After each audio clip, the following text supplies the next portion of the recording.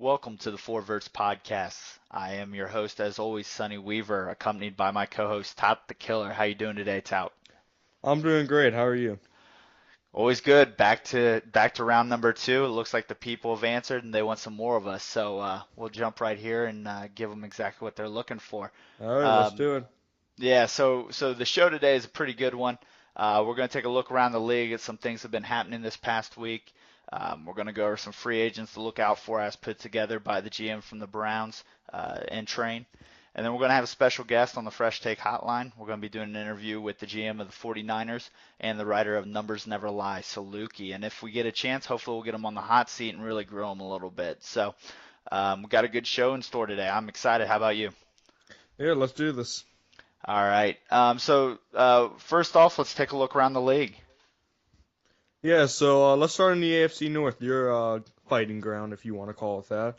I think the surprise of the year is the Steelers. They're 9-1. Well, at the time now they're 10-1, and they are just keep rolling. What do you think of them? Yeah, they actually just got me last week. The team, I think they went into that game. We played them tough the week before, or earlier in the season, I should say. And it's pretty impressive to see what the GM over there has done with that team. They've really built it up. They just missed out on the playoffs last year. Right now, they're sitting in the catbird seat for the number one overall seed in the bye week one. I'm always happy for the division rivals that they do well, but at the same time, I can't say I'm happy at the thought of possibly missing the playoffs. So uh, it's going to be a battle down the stretch, but I think he's probably in the driver's seat for that.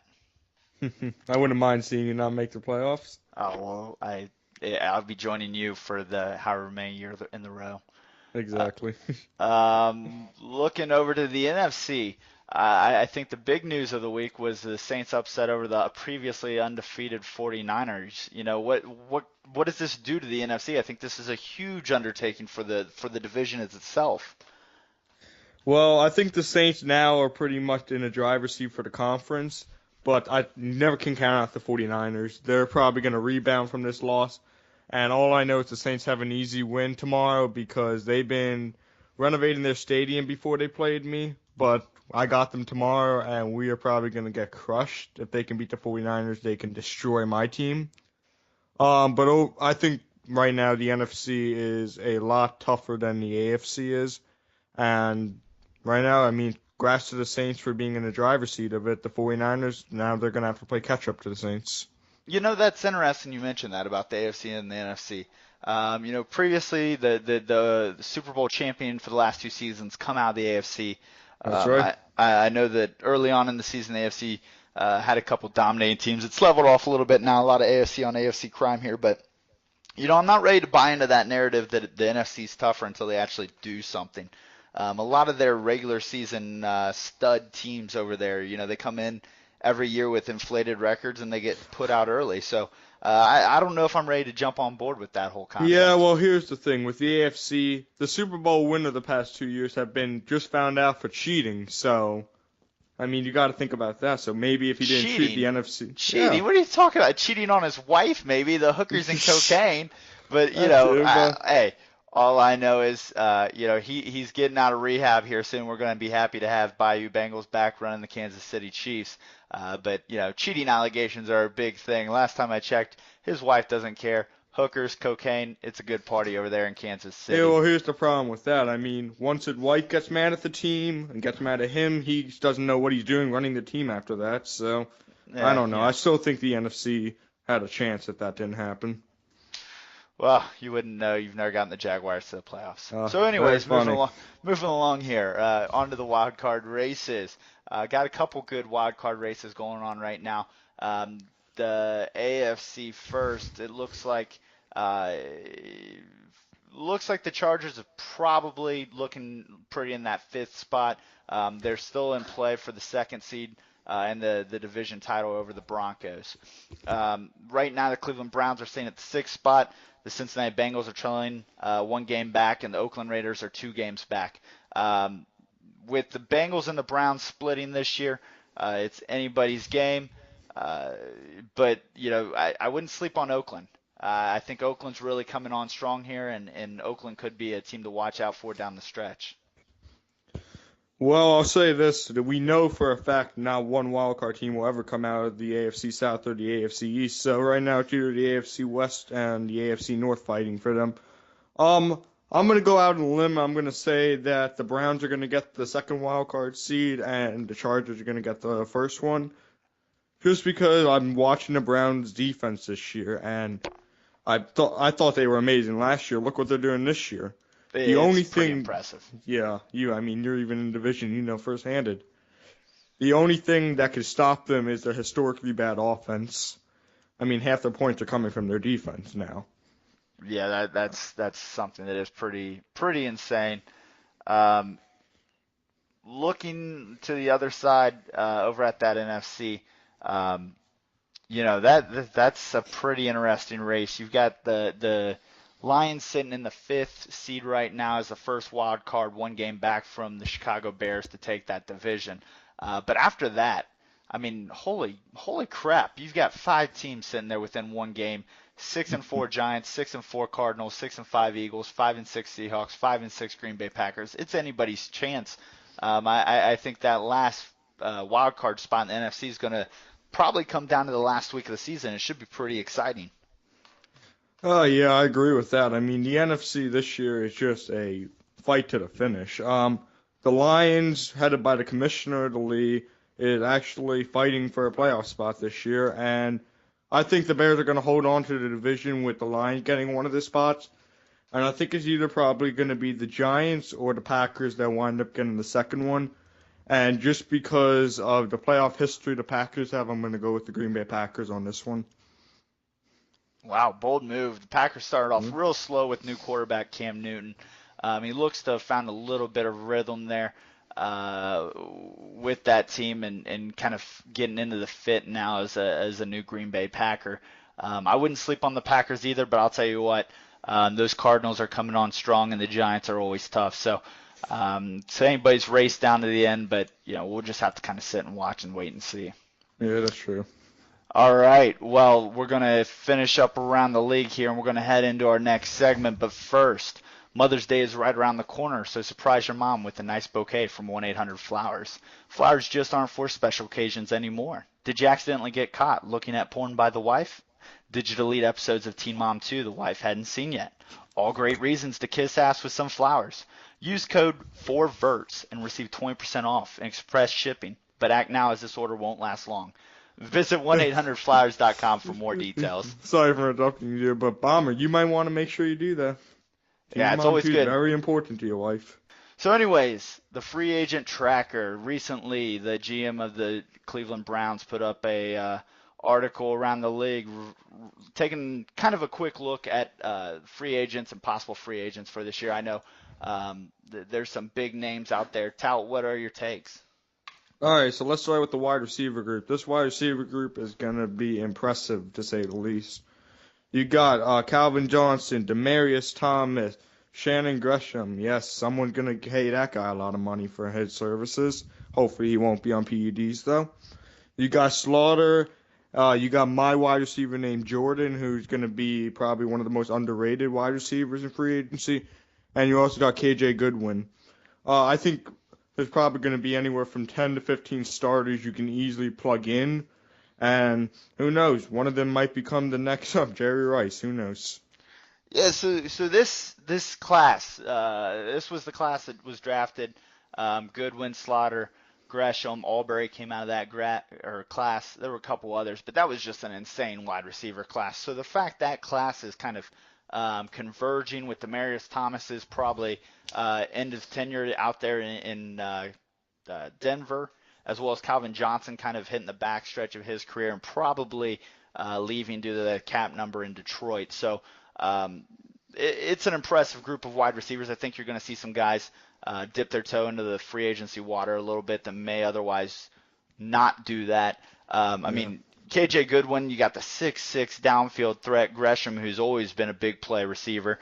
Calvin and Demaryius Thomas slowing down a little bit, but still reliable guys that could get bumped to the inside. And I think probably the most underrated guy on that list is Callum Slaughter.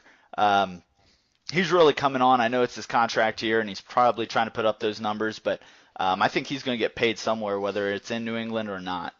Yeah, I agree with that. But let me say one thing about Calvin Johnson.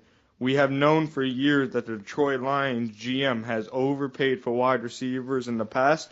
I think he will overpay to keep Calvin this year.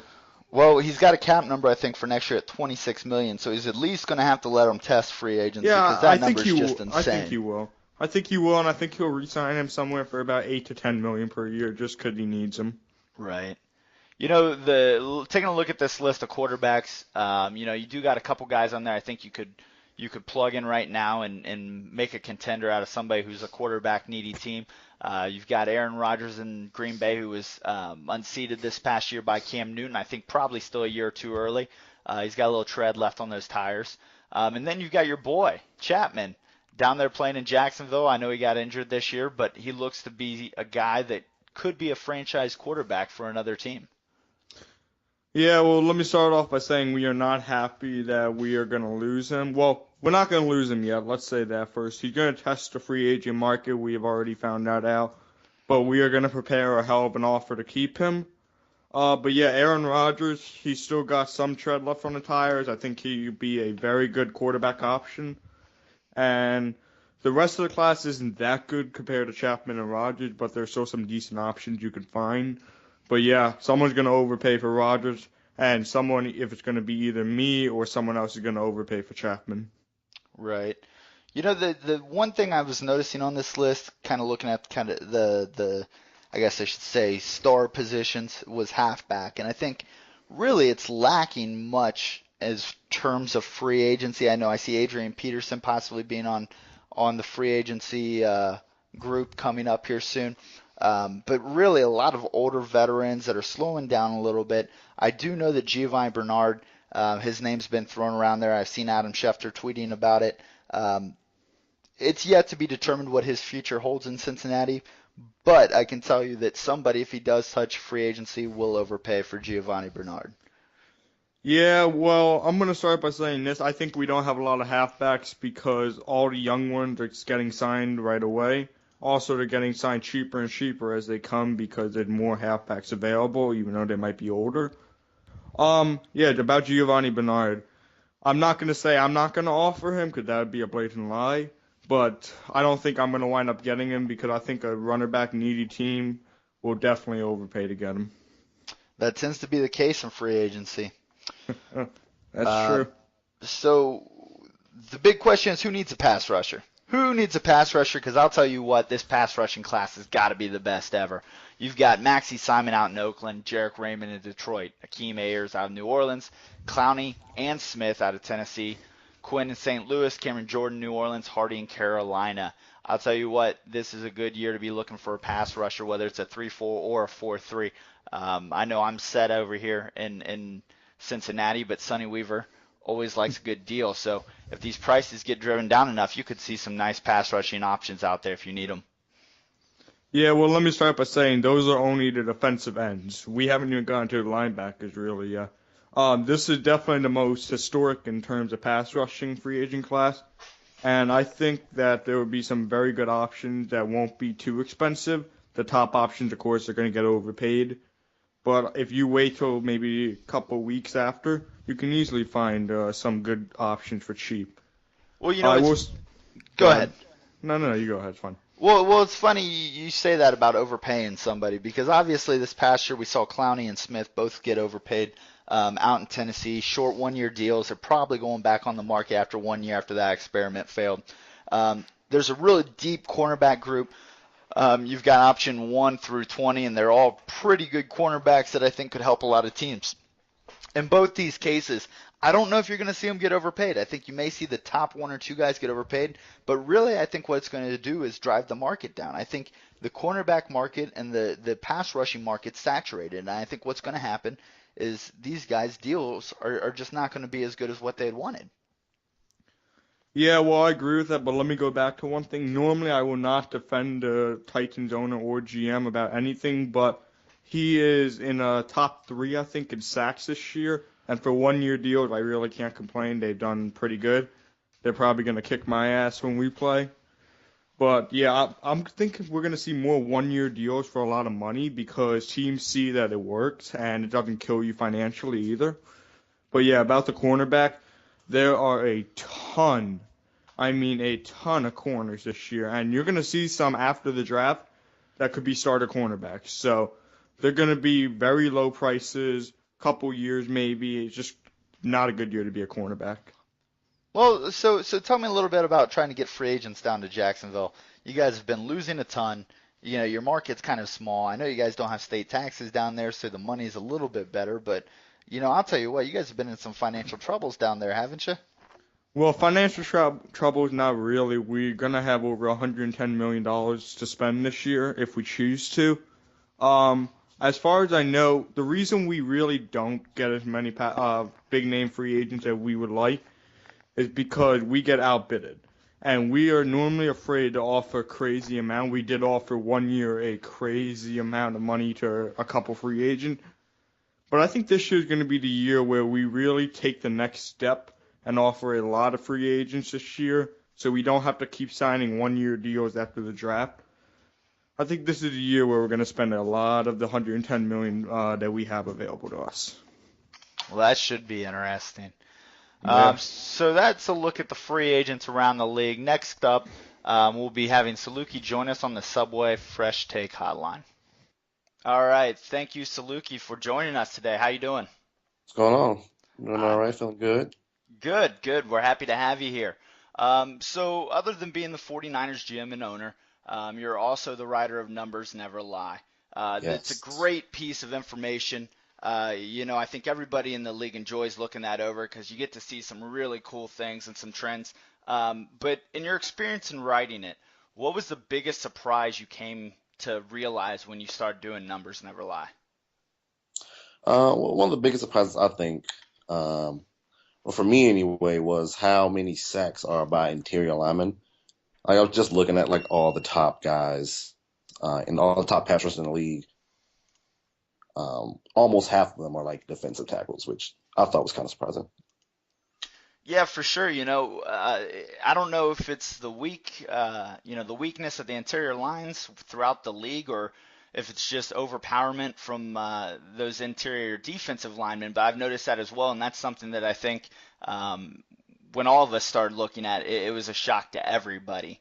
I can tell you Hmm. from my experience that Geno Atkins, former defensive tackle for the Cincinnati Bengals, was disruptive, and it seems that everywhere he goes, he's just as disruptive. So that's something to keep an eye on. Now, you went through a lot of stats, but tell our listeners, what was your favorite stat you found?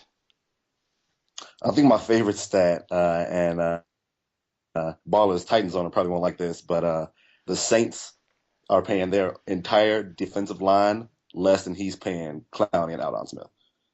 Wow, that's impressive. Now, I know we touched on this earlier in our free agency tracker, but I think both of the Saints' defensive ends are actually free agents this coming year. So that may be a good place to look, especially based on the value they've got. Now, I'm sure that value won't be nearly as well Yeah. next year, but it is definitely an interesting thing to look at.